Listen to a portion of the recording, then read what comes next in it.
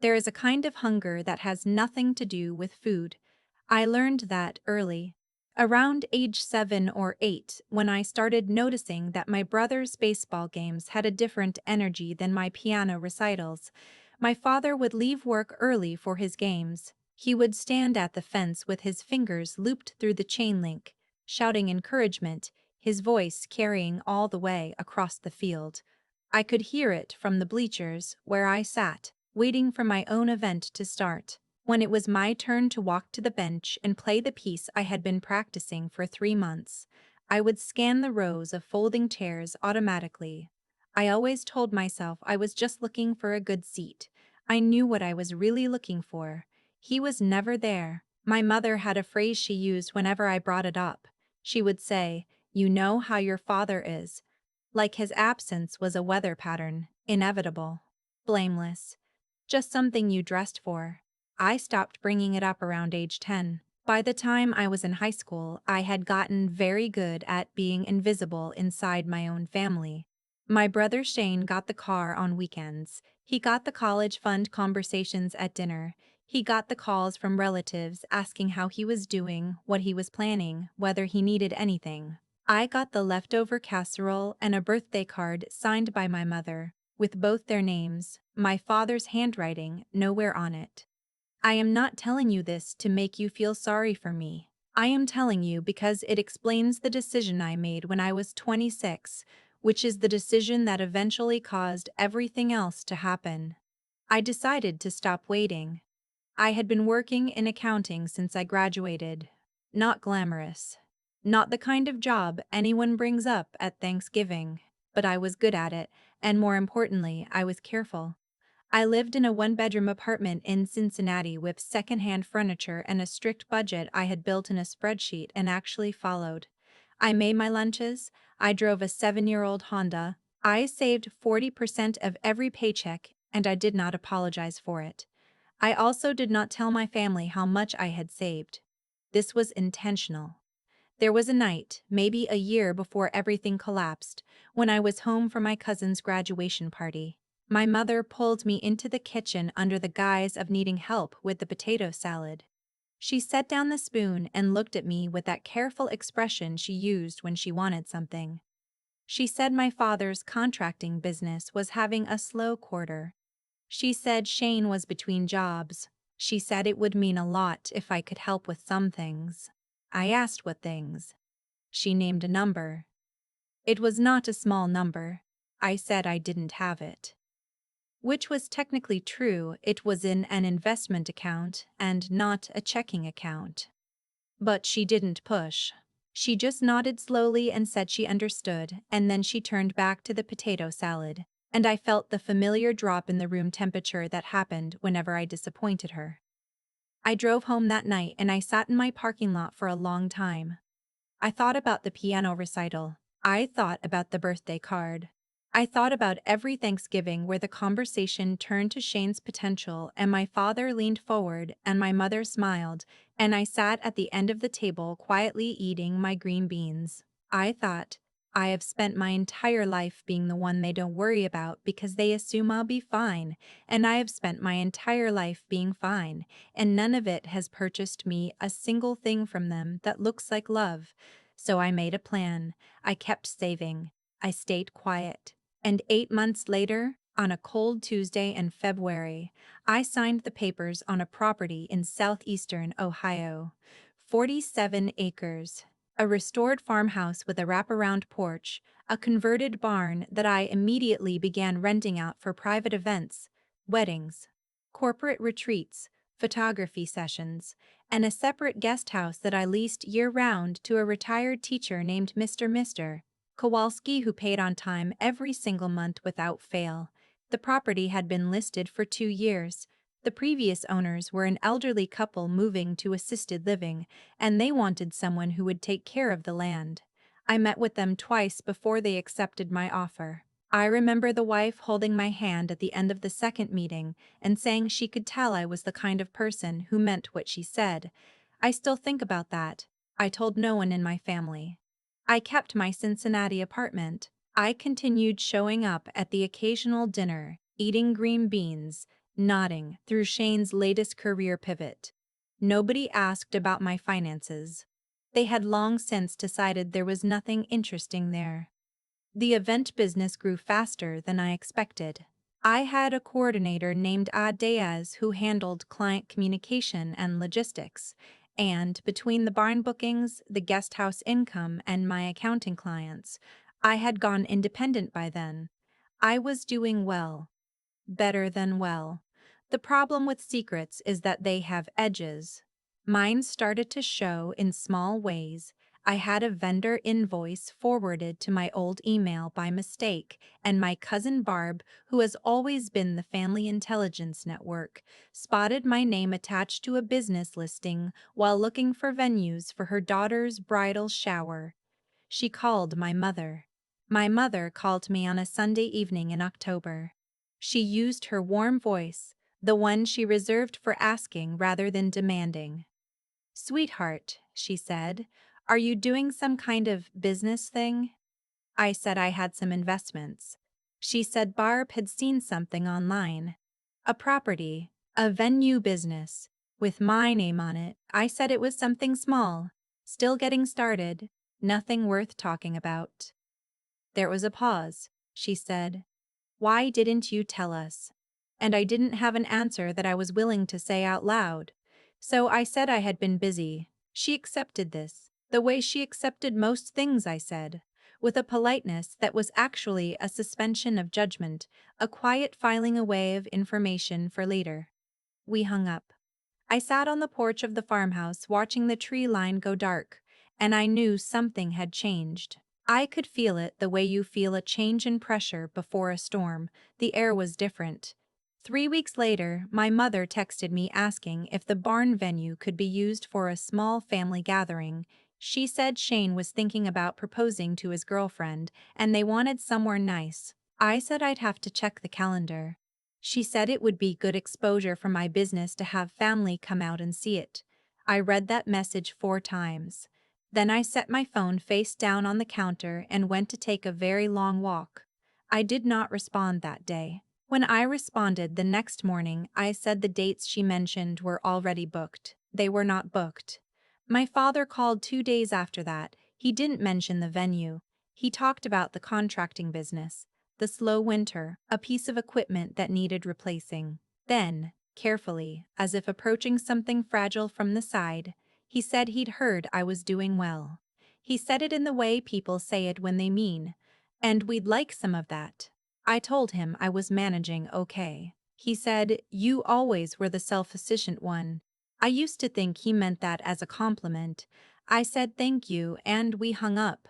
I called a Daisy that night and told her I wanted security cameras expanded to cover the main driveway and both barn entrances. I also called the attorney who had handled my property purchase and asked her to review my LLC structure and make sure everything was airtight. She asked if I was expecting a problem. I said I hoped not. She said, "Okay, but let's make sure you're protected either way." I also called Mr. Turney, Kowalski in the guest house, and told him there might be some family coming around in the next few weeks. I asked him to let me know if he saw anything unusual. He said he understood in the way that older men who have seen a lot of life say they understand things. November came. I had a wedding booked in the barn, a couple from Columbus, really lovely. The kind of event that makes you remember why you started the business. I was on the property the morning after their event, doing a walkthrough with a Daisy, when I heard gravel crunching on the driveway. 2 cars. My parents' silver SUV and a truck I recognized as Shane's. There was someone else in the truck I didn't recognize. They parked in the main lot like they'd been here before. My mother got out first, wearing her church clothes. Shane got out and stretched his arms over his head like he was arriving somewhere he owned. The third person was a man in a work jacket carrying a bag. He walked toward the barn entrance without waiting to be invited. I said, "What is this?" My mother smiled at me. She said, "We just wanted to come see it. Isn't it beautiful, Dennis?" She turned to my father, who was looking at the barn the way contractors look at things they're calculating. My father said, "Good bones." I asked why the man in the work jacket was walking toward my barn. Shane said, "That's just a guy we know. He does commercial assessments. We thought it would be helpful." I said I didn't ask for an assessment. Shane said Mom thought it might be useful for insurance purposes. I looked at my mother. She was still smiling, but her eyes were doing the thing they did when she was managing a situation. The careful management smile. I had seen it my whole life. It was the smile that preceded being told something for my own good. I said, "You need to call him back." My father said my name, not unkindly, but with a weight underneath it, the kind of weight that says, "Let's not make this uncomfortable." I said I was serious. The man did not have permission to assess my property. Shane said, "You're being dramatic." I took out my phone and called Adaze. I asked her to come to the main lot. Then I called the property's attorney on a number she had told me to use for exactly this kind of situation. I did not raise my voice. I walked to where the man in the work jacket was standing near the barn door, and I told him, clearly, that this was private property, and he was not authorized to be here, and if he did not leave, I would call the county sheriff. He looked at Shane. Shane looked at my mother. My mother's smile flickered. The man picked up his bag. My father started talking in his reasonable voice. He said they were just trying to help. He said he had contacts in commercial property and there were some things I might not know about zoning that could affect my business. He said family should be able to share information. I said family should also be able to visit without bringing an unauthorized assessor. My mother said, "We're just concerned about you." I said, "You weren't concerned about me for the first 25 years of my life. I'd like to know what changed." Nobody said anything for a moment. The man in the work jacket got in Shane's truck. Shane looked at me with an expression I hadn't seen on his face before. Not the lazy confidence he usually wore, but something tighter. Recalculated.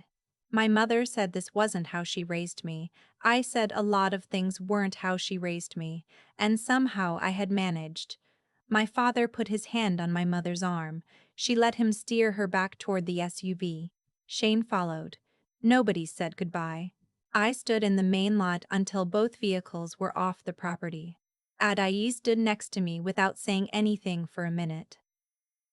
Then she said, "Should I update the gate code?" I said yes, and to add a log that timestamps every entry. I went inside and sat at the kitchen table in the farmhouse with a cup of coffee, and I let myself feel the full weight of what had just happened.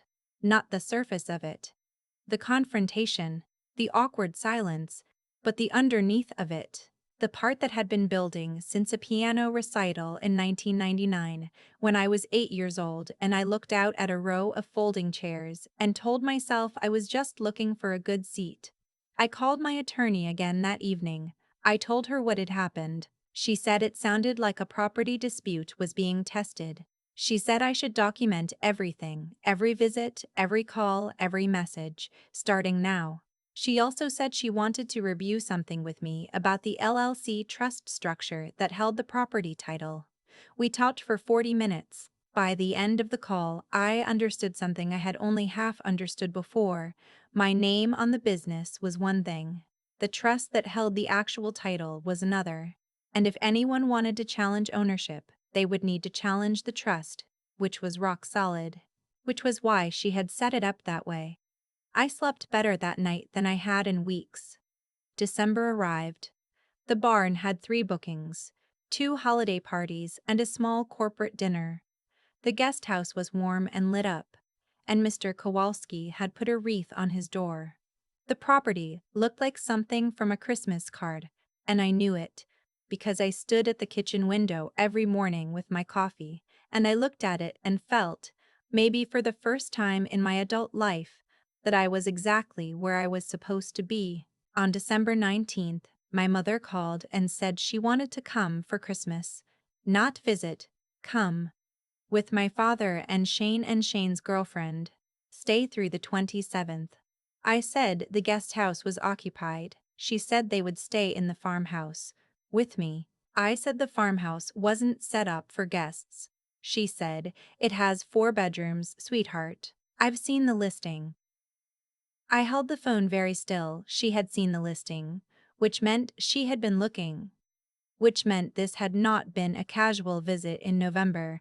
This had been research. I said I would think about it and call her back. I called my attorney. She said I had the absolute legal right to say no. She also said that if they showed up anyway, I should document it and call the sheriff immediately. She used the word trespass in a way that was very clear and very calm. I called my mother back and told her Christmas wasn't going to work this year. She said, I don't understand why you're doing this. I said, I know. She said, after everything we've done for you. I didn't respond to that.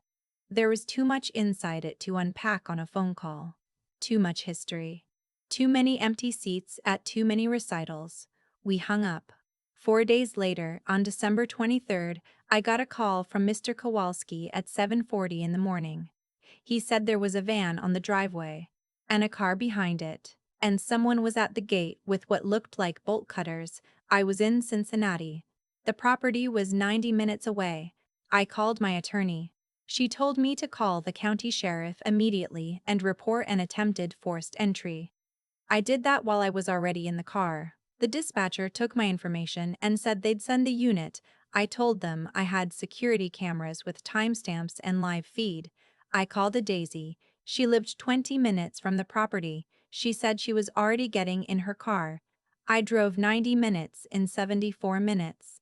I am not proud of that, but I am also not sorry. When I turned onto the county road that led to my property, I could see the vehicles from a distance.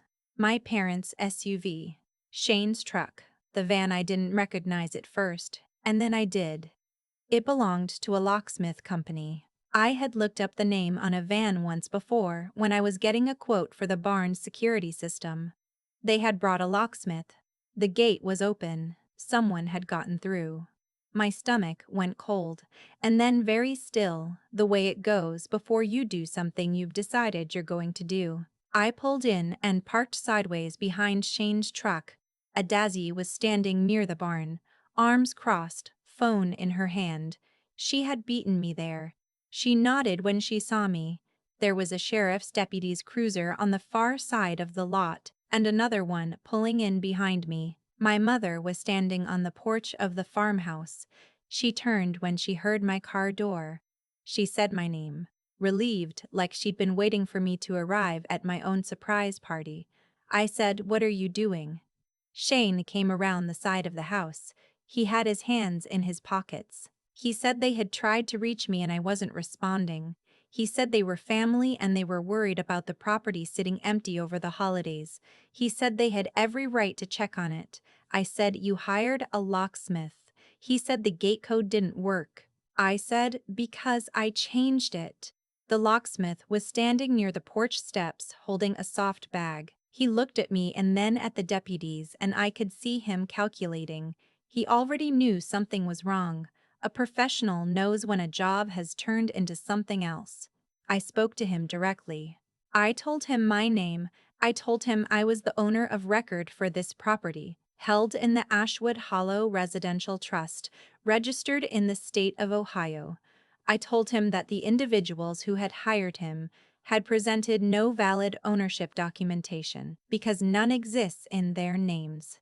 I told him that if he had been shown any documentation claiming otherwise, that documentation was fraudulent, and he was currently participating in an attempted forced entry on private property. He set his bag down. Shane said, "That's insane. She's our daughter." My father said my name again. The heavy way, the reasonable way. One of the deputies stepped forward and asked to see documentation of ownership.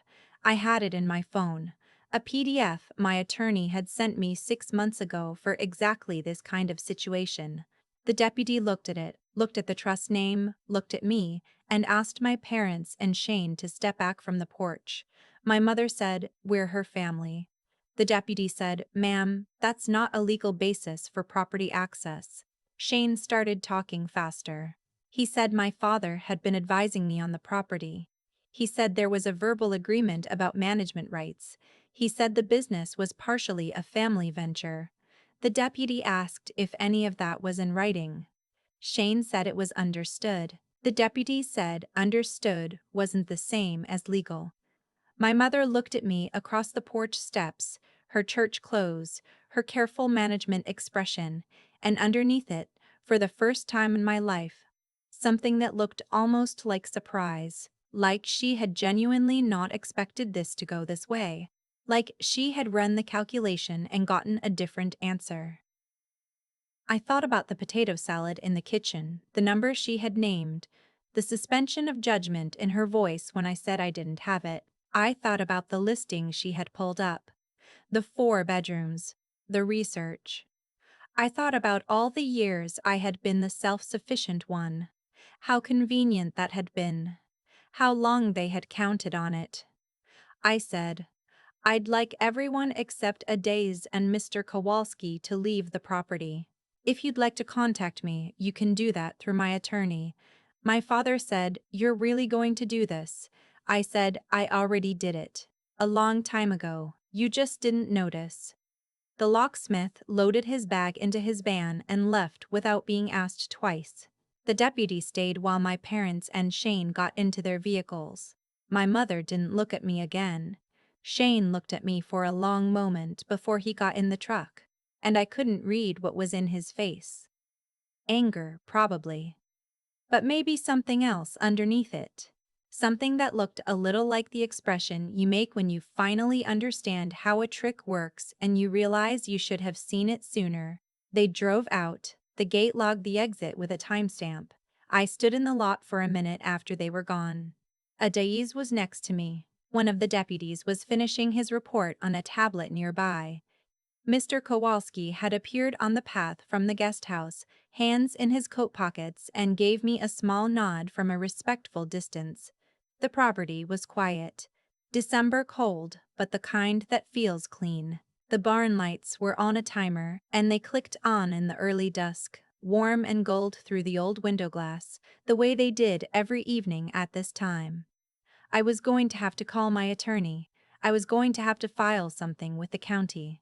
There would be conversations and probably some legal back and forth before this chapter fully closed. I knew that. But standing there in the cold with the barn lights coming on and the gravel settling under my boots, I felt something I can only describe as level, not triumphant, not sad, just level. Like a surface that has been tilted for a very long time and has finally found its resting place. I went inside and made coffee and sat at the kitchen table. Outside, the tree line had gone dark and the stars were starting. The farmhouse was quiet in the way that only a house you own completely can be quiet. Not the quiet of someone else's space that you're careful not to disturb, but the quiet that belongs to you. That you built, that no one can take because you made sure of it, layer by layer, document by document, year by year of green beans and empty seats and potato salad and keeping your mouth shut about your spreadsheet. I had not had a Christmas that felt like mine in 30 years. I sat there in that kitchen and I thought, this one will. And it did. I've thought a lot about what made that December morning turn out the way it did. Not the legal side of it, the trust structure, the timestamps on the gate log, the deputy's report. Those were just tools. What I keep coming back to is something quieter than that. The people who showed up with a locksmith that morning were not stupid. My father built a business. My mother managed a household of 4 for 30 years. Shane has always known how to read a room and work it. They calculated. They researched the listing. They found the 4 bedrooms. They drove 90 minutes on a cold December day with a plan. They genuinely believed it would work. And the reason they believed it would work is because it had always worked before. Not the locksmith part. But the other part. The part where I absorb whatever is happening, go quiet, and make space for everyone else's comfort. That had worked for 25 years. I had been so consistent about it that they stopped noticing they were doing it. It became the water they swam in. I was the self-sufficient one.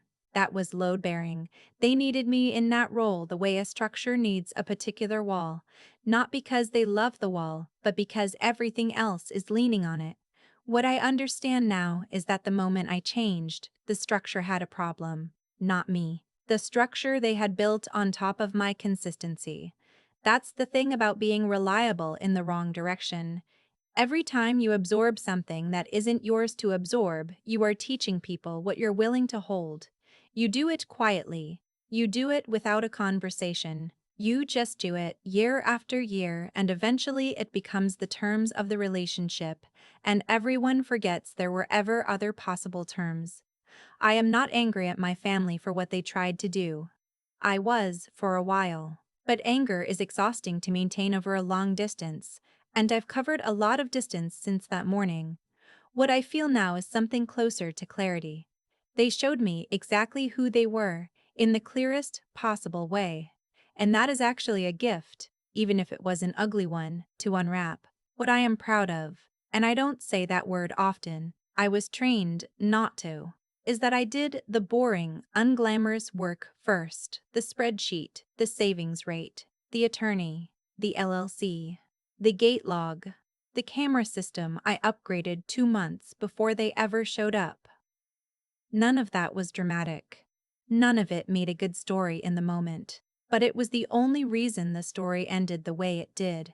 Odyssey stood in that lot because I built something worth standing for. Mr. Kowalski called me at 7:40 in the morning because I had treated him with enough respect that he felt he owed me a warning. The deputy took my PDF seriously because my attorney had spent 40 minutes making sure it was unassailable. Every boring, careful decision I made in private became the thing that protected me in public. I think about that when I'm tempted to cut corners now. When I'm tired and the spreadsheet feels like a punishment and the careful path feels slower than I want it to be. I think about that December morning. The barn lights clicking on in the cold, the gravel settling. The gate log time stamping the exit. You don't get that morning without years of the quiet work that nobody sees. That's the whole thing, really.